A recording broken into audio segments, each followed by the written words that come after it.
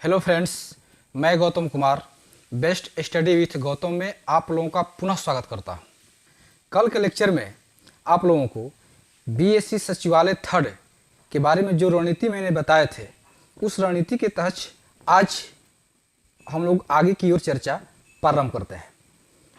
पहली बात कि जो पॉलिटी का जो टॉपिक हम कल बताए थे आप लोगों को कि जिससे CGL 1, 2 और प्रथम इंटर स्तरीय पीटी मेंस में जो क्वेश्चन पूछे गए हैं, तो उसको एक बार हम लोग देख लेते हैं क्वेश्चन कैसे पूछे गए हैं और क्वेश्चन कहाँ से आए हैं। तो चलिए हम लोग चलते हैं क्वेश्चन की तरफ।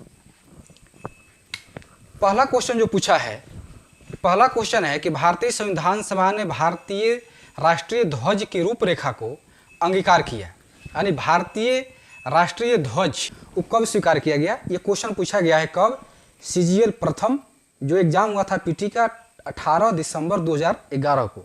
CGL 1 में पीटी का ये क्वेश्चन है कि राष्ट्रीय ध्वज की रूपरेखा को कब स्वीकार किया गया। और यहाँ पर ऑप्शन दिया हुआ है 23 अगस्त 1947, ऑप्शन बी 13 सितंबर 1947, ऑप्शन सी 15 अगस्त 1947 और ऑप्शन डी 22 जुलाई 1947। ये एक क्वेश्चन हुआ। मतलब राष्ट्रीय प्रतीक से, राष्ट्रीय प्रतीक जो टॉपिक है पॉलिटी का, जो कल के लेक्चर में आप लोगों को बताए थे, तो राष्ट्रीय प्रतीक से अभी तक जो क्वेश्चन पूछे गए हैं, इतने ही क्वेश्चन पूछे गए हैं बीएसएससी द्वारा। इन क्वेश्चन को हम लोग देख रहे हैं और अभी मैं आप लोगों को बताऊंगा क्वेश्चन के डिस्क्राइब करने के बाद कि क्वेश्चन जिस बुक से आए हुए हैं वो मात्र एक ही पन्ने से इतने क्वेश्चन पूछे गए हैं। वो बुक कौन सा है जिस बुक से हम लोग अध्ययन करें और उस बुक का एक ही पेज से इतने क्वेश्चन आ चुके हैं बीएसएससी में। तो क्वेश्चन नंबर 2 देखते हैं। पहले क्वेश्चन देख लेते हैं हम लोग, पहले क्वेश्चन देख लेते हैं और उसके बाद हम लोग पता करेंगे क्वेश्चन कहाँ से आए। तो क्वेश्चन नंबर 2 देखते हैं कि भारतीय राष्ट्रगान पहली बार गाया गया है। ये सभी आप लोग जानते हैं क्वेश्चन, फिर भी देखते हैं 1910, 1911, 47 और 45। ये पूछा है CGL 1 पीटी का एग्जाम 18 बार 2011। मतलब CGL 1 का जो पीटी का एग्जाम हुआ था 18 दिसंबर 2011 को, उसमें राष्ट्रीय प्रतीक से 2 क्वेश्चन है। अगला चलते हैं क्वेश्चन नंबर 3।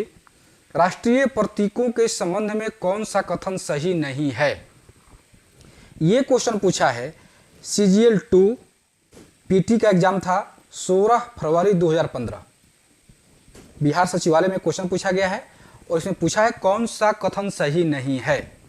पहला है राष्ट्रीय ध्वज की चौड़ाई और लंबाई का अनुपात 2:3। राष्ट्रीय झंडे में आरो की संख्या, आरो मतलब चक्र की संख्या 24 है। ऑप्शन सी है राष्ट्रीय प्रतीक लौरिया नंदनगढ़ शीर्ष से लिया गया है। ऑप्शन डी राष्ट्रीय धुन बजाने की पूर्ण अवधि 52 सेकंड है।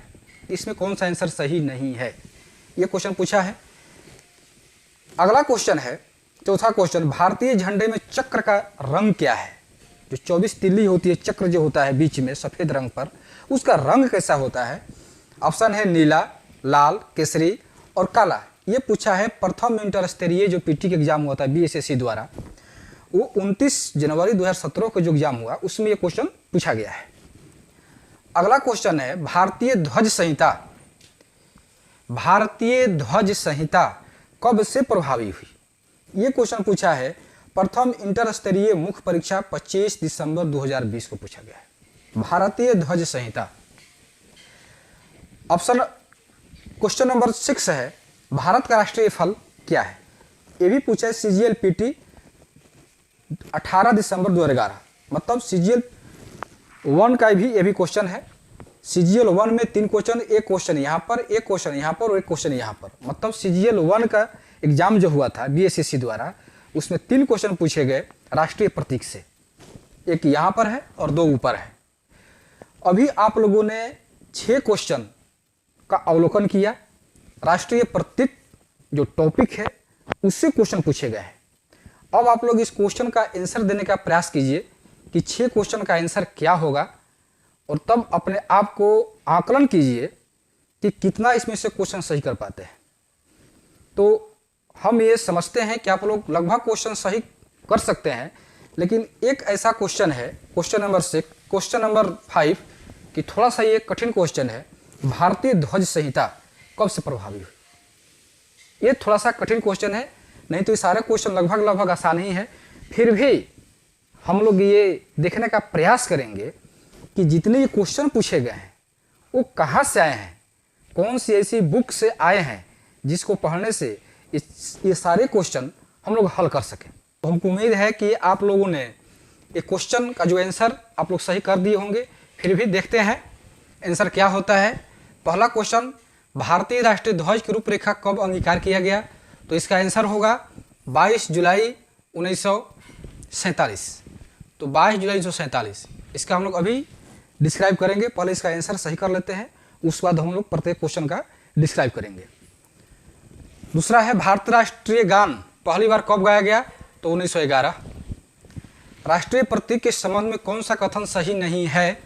तो इसमें जो आंसर होगा ऑप्शन नंबर सी होगा, क्योंकि इसलिए कि ऑप्शन ए जो है, राष्ट्रीय ध्वज की चौड़ाई और लंबाई 2:3, ये सही है।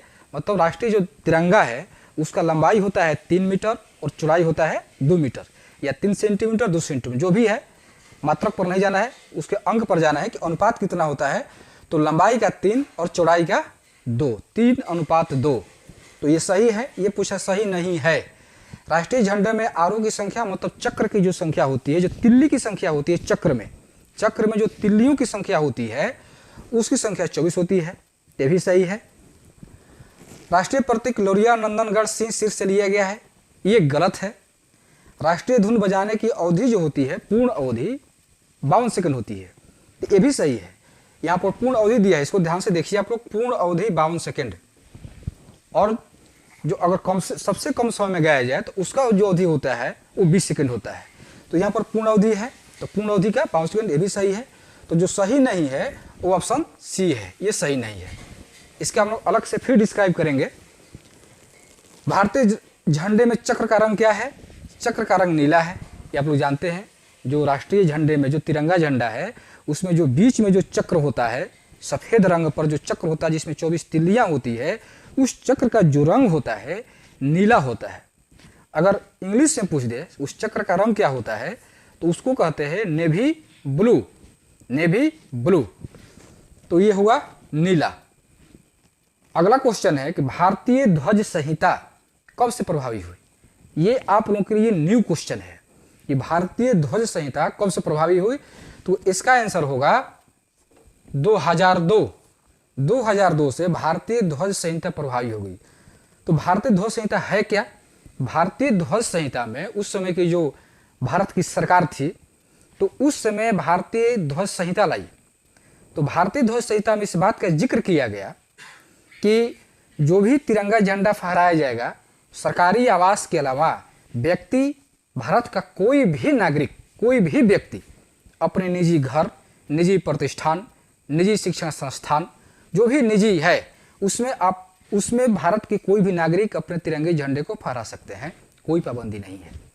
तो ये था भारतीय ध्वज संहिता 2002 में ये नियम बनकर लाया गया। तो यही है भारतीय ध्वज संहिता 2002 में लाया गया। भारत का राष्ट्रीय फल आप लोग जानते हैं आम है। तो अभी आप लोगों ने सारे क्वेश्चन का आंसर देखा।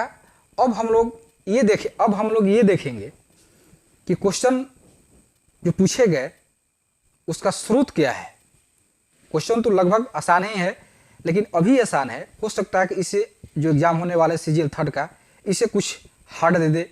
राष्ट्रीय प्रतीक से ही क्वेश्चन ऐसे दे दे जो अभी तक नहीं पूछे गए हैं या अभी तक आप लोग उस क्वेश्चन से परिचित नहीं हुए हैं। तो ये तो बहुत ही आसान क्वेश्चन है, लेकिन इसमें राष्ट्रीय प्रतीक में इसमें हार्ड क्वेश्चन है जो आने की संभावना प्रबल है। तो उस क्वेश्चन को भी हम लोग देखेंगे। तो इसके पहले हम लोग ये देखें कि क्वेश्चन ये कहाँ से आए हैं, किस बुक से आए हैं और उस बुक को कैसे अध्ययन करना है। क्या उस बुक को पूरा अध्ययन करना है या कुछ और तरीके हैं? तो पहले उस बुक की ओर देख लेते हैं कि उस बुक में किस पेज से, किस चैप्टर से ये क्वेश्चन पूछा गया है। तो जिस किताब की चर्चा अभी हम लोगों ने की, वो किताब अभी आप लोग देखेंगे कि ये कौन सी किताब है जिससे ये सारे क्वेश्चन एक ही पेज से, एक ही पन्ने से पूछा गया है। और वो किताब बहुत ही जाना पहचाना किताब, बहुत ही ऑथेंटिक किताब, जो आप लोग पढ़ते होंगे, घर पर आप लोग रखे होंगे, आपके टेबल पर वो किताब होंगी, अगर नहीं होंगी फिर भी आप लोग उस किताब के बारे में जानते होंगे। तो देखते हैं वो कौन सी किताब है। देखिए, ये किताब है परीक्षा वाणी की, ध्यान से इस किताब को देखिए आप लोग। ये किताब है परीक्षा वाणी की, जो यूपी से प्रकाशित होता है, और ये भारतीय राज्य व्यवस्था लिखा हुआ है, भारतीय संविधान एवं राज्य व्यवस्था। इस किताब से ही ये सारे क्वेश्चन पूछे गए हैं। तो आइए देखते हैं कि किस पेज नंबर से पूछे गए हैं। तो पेज नंबर है 41 और ये अध्याय है अध्याय नंबर 2 संविधान की उद्देशिका। ये देख लीजिए, अध्याय नंबर 2 संविधान की उद्देशिका, विशेषताएं एवं नागरिकता। ये अध्याय 2 है और पेज नंबर 41 है। इस 41 पेज नंबर से ही देखिए, इस 41 पेज नंबर से ही इस सारे के सारे क्वेश्चन पूछे गए हैं। 41 नंबर और 42 नंबर, मतलब एक पन्ने से ये सारे क्वेश्चन पूछे गए हैं। 41 और ये 42। भारतीय ध्वज संहिता भी इसी में है। भारतीय ध्वज संहिता जो आप लोग एक न्यू क्वेश्चन मिला हुआ है, इसी में है। तो कहने का मतलब ये है कि क्या इतने कम समय में क्या इतने मोटी मोटी किताब पढ़नी जरूरी है? तो इसका आंसर नहीं। मैं आप लोगों को बताऊंगा कि क्वेश्चन इसमें और क्या क्या बन सकते हैं। इतने ही क्वेश्चन नहीं है, इसमें बहुत सारे क्वेश्चन, राष्ट्रीय प्रतीक बहुत सारे हैं, कम से कम 25-30 राष्ट्रीय प्रतीक हैं। राष्ट्रीय फल, राष्ट्रीय वृक्ष, राष्ट्रीय पुष्प, उस राष्ट्रीय पुष्प का वैज्ञानिक नाम क्या है, राष्ट्रीय फल का वैज्ञानिक नाम क्या है, राष्ट्रीय वृक्ष का वैज्ञानिक नाम क्या है, राष्ट्रीय गान, राष्ट्रीय गीत कब अंगीकार किया गया, किस अधिवेशन में पहली बार गाया गया। बहुत सारे क्वेश्चन राष्ट्रीय प्रतीक से बनेंगे। तो सारे क्वेश्चन को हम लोग एनालिसिस करेंगे, आसान भी क्वेश्चन और हार्ड भी क्वेश्चन, दोनों क्वेश्चन को हम लोग एनालिसिस करेंगे कि अगर आसान आए तो भी बन जाए और हार्ड आए वो भी आप लोग हल कर सकें। तो आज जो मैं आप लोगों को बताया, हमको उम्मीद है कि आप लोग समझ गए होंगे क्वेश्चन की प्रकृति को, क्वेश्चन के स्टैंडर्ड को और क्वेश्चन के स्रोत को, ये आप लोग समझ गए होंगे। और आज के लेक्चर में बस इतना ही। कल के लेक्चर में हम ये बताने का प्रयास करेंगे राष्ट्रीय प्रतीक से ही कि क्वेश्चन जो ये पूछा गया है, ये विश्लेषण आप लोग के सामने करेंगे और इससे जो क्वेश्चन और एराइज हो सकते हैं और क्वेश्चन जो बन सकते हैं उसको हम लोग यहाँ पर देखेंगे कि कैसे कैसे क्वेश्चन बन रहे हैं। वो सारे क्वेश्चन को हम लोग हल करेंगे और जो भी क्वेश्चन इस बीएसएससी के अलावा और भी एग्जाम में जो पूछे गए हैं उसको भी हम लोग देखेंगे। तो आज के लिए बस इतना ही। कल फिर हम लोग मिलते हैं।